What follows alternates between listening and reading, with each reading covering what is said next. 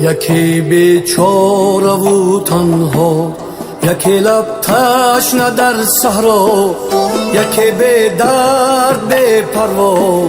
عجب دنیاست این دنیا، یکی چون ماهی در شست، یکی بی پول یکی پول مست، یکی بی پا یکی بی دست. عجب دنیاست این دنیا، عجب دنیاست این دنیا. یکی با لعلی خندان است، یکی با چشمی گریان است، یکی با جانی لرزان است. عجب دنیاست این دنیا.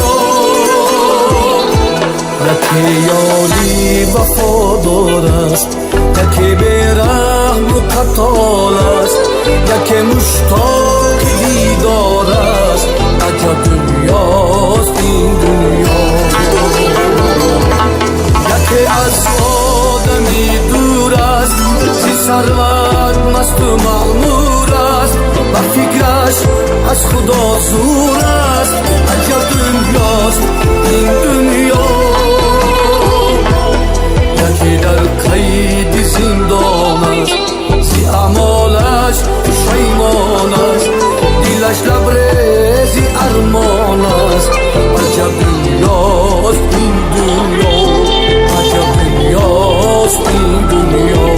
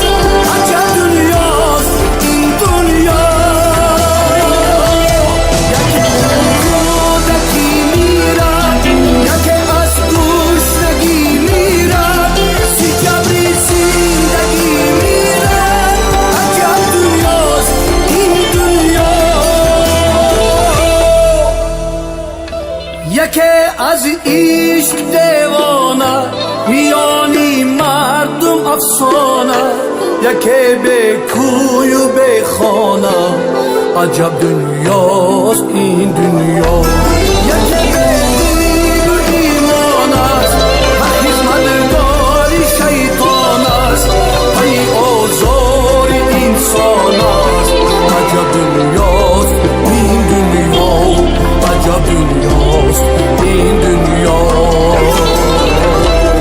یکی از عشق دیوانه، میانی مردم افسانه، یکی بی کوی و بی خانه. عجب دنیاست این دنیا، عجب دنیاست این دنیا.